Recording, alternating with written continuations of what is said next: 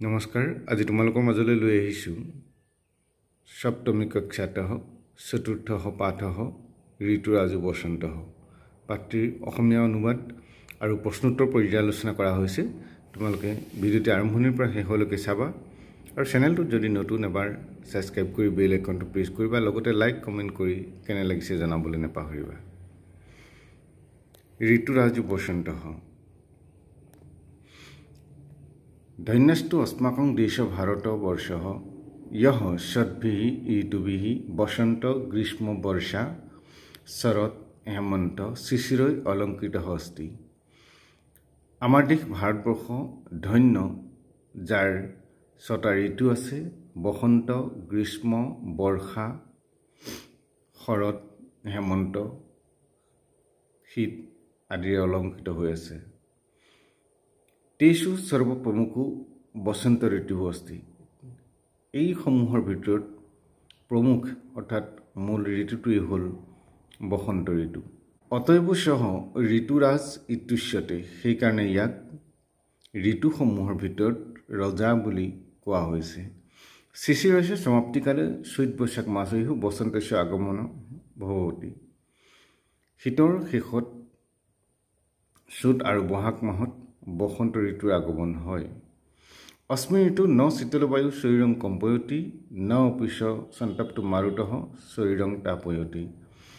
এই ঋতুত যিমানে শীতল নহওক কিয় ই মানুহৰ শৰীৰত কম্পনৰ সৃষ্টি নকৰে, অৰ্থাৎ অতিপাত ঠাণ্ডা নহয় আৰু বা অতিপাত গৰমো নহয়, যি অতি গৰমে শৰীৰ দগ্ধ কৰে। অৰ্থাৎ এই ঋতুত শীতল বায়ুৱে শৰীৰৰ কম্পন সৃষ্টি নকৰে আৰু অতিপাত গৰমেও শৰীৰ তাপিত নকৰে।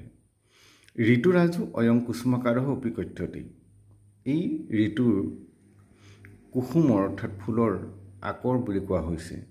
বসন্তস্য আগমনে পুষ্পানাং বিকাশঃ ভৱতি। বসন্তৰ আগমন হোৱাৰ লগে লগে ফুলবোৰ ফুলিবলৈ আৰম্ভ কৰে। সৰ্বত্ৰ সৌৰভস্য প্ৰচাৰঃ ভৱতি, আৰু সকলোতে তাৰ সুগন্ধ প্ৰসাৰিত হয়। সৰ্বে প্ৰাণিনঃ আনন্দম অনুভৱন্তি। সকলো প্ৰাণী আনন্দ অনুভৱ কৰে। সৰ্বে প্ৰাণিনঃ আনন্দম অনুভৱন্তি বিকশিতানাং পংকজানাং শোভা কস্যাপি মনো নহৰতি। এই ফুলি থকা পদুম ফুলৰ শোভাই কাৰণো মন হৰণ নকৰে।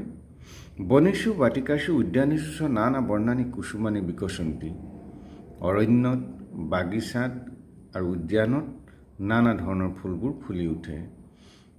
পুষ্পানাং উপৰি ভ্ৰমৰাহ গুঞ্জন্তি। ফুলৰ ওপৰত ভোমোৰা উৰে।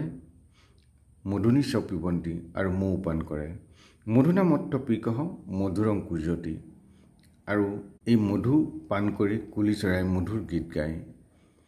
কাকঃ কৃষ্ণঃ পিকঃ কৃষ্ণঃ কুভেদঃ পিককাকয়োঃ বসন্ত সময়ে প্ৰাপ্তে কাকঃ কাকঃ পিকঃ পিকঃ।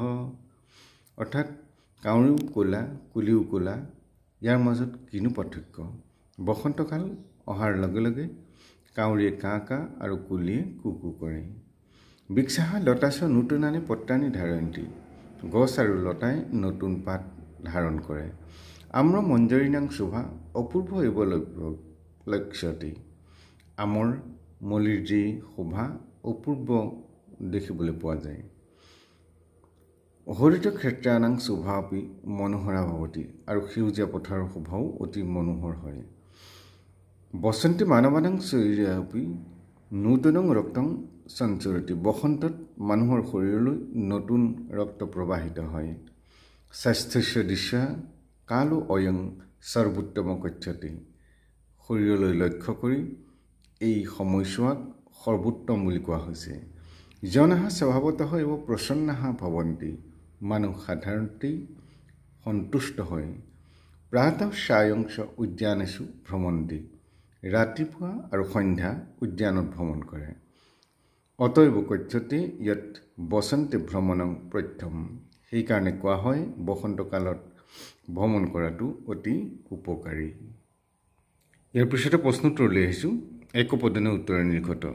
এটা শব্দত উত্তৰ লিখিব লাগে। কহ ঋতুৰাজহ ইত্যুচ্যতে। তাৰ উত্তৰ হ'ব কি? বসন্তঃ। কস্য সমাপ্তিকালে বসন্তস্য আগমনং ভৱতি? শিশিৰস্য সমাপ্তিকালে অৰ্থাৎ শিশিৰস্য। अस्मिन् ऋतौ शीतलवायुः कं न कम्पयति शरीरं। कस्य आगमने पुष्पाणां विकासः भवति? बसन्तस्य। के सर्वे आनन्दम् अनुभवन्ति जनाः। গতিকে 2 নম্বৰ প্ৰশ্ন দিয়া হৈছে পূৰ্ণ বাক্যৰ উত্তৰ। সম্পূৰ্ণ বাক্যত উত্তৰ দিব লাগে। নানা বৰ্ণানি কুসুমানি কুত্ৰ বিকশন্তি। বনেষু উদ্যানেষু নানা বৰ্ণানি কুসুমানি বিকশন্তি। पुष्पाणां उपरि के गुञ्जन्ति? पुष्पाणां उपरि भ्रमराः गुञ्जन्ति। भ्रमराः कानि पिबन्ति? भ्रमराः मधुनि पिबन्ति। कः मधुरं कूजति? पीकः मधुरं कूजति। के स्वभावतः प्रसन्नाः भवति? जनाः स्वभावतः प्रसन्नाः भवति। के नूतनानि पत्राणि धारयन्ति? वृक्षाः नूतनानि पत्राणि धारयन्ति। 3 নম্বৰ প্ৰশ্ন দিয়া হৈছে ৰেখাংকিত পদমাশ্ৰিত প্ৰশ্ন নিৰ্মাণং কুৰুত। তলত ৰেখা অংকন কৰা শব্দ কিছুমান আছে। সেই শব্দখিনিৰ ঠাইত প্ৰশ্নবোধক শব্দ ব্যৱহাৰ কৰিব লাগে। তেষু সৰ্বপ্ৰমুখো বসন্ত ঋতু অস্তি। এই প্ৰশ্নটোৰ এতিয়া ৰেখা অংকন কৰা নাই। তেষু শব্দটোৰ তলত তোমালোকে ৰেখা অংকন কৰি ল'ব পাৰা। केषु তেতিয়া হ'ব केषु सर्वप्रमुखः बसंत ऋतुः अस्ति। शिशिरस्य समाप्तिकाले चैत वैशाख मासयोः बसन्तस्य आगमः भवति। शिशिरस्य समाप्तिकाले चैत वैशाख मासयोः कस्य आगमः भवति? प्रश्नবোधक चिन्ह আমি শেষত দিবই লাগিব। अस्मिन् ऋतौ शीतलवायु शरीरं न कम्पयति। अस्मिन् ऋतौ शीतलवायु कं न कम्पयति। सर्वत्र सौरभस्य प्रसारः भवति। सर्वत्र कस्य प्रसारः भवति? सर्वे प्राणिनः आनन्दम् अनुभवन्ति। सर्वे प्राणिनः किं अनुभवन्ति? এনেধৰণে হ'ব। তাৰপিছতে আছে ৰিক্ত স্থানানি পূৰণ। খালী ঠাই পূৰ কৰিব লাগে।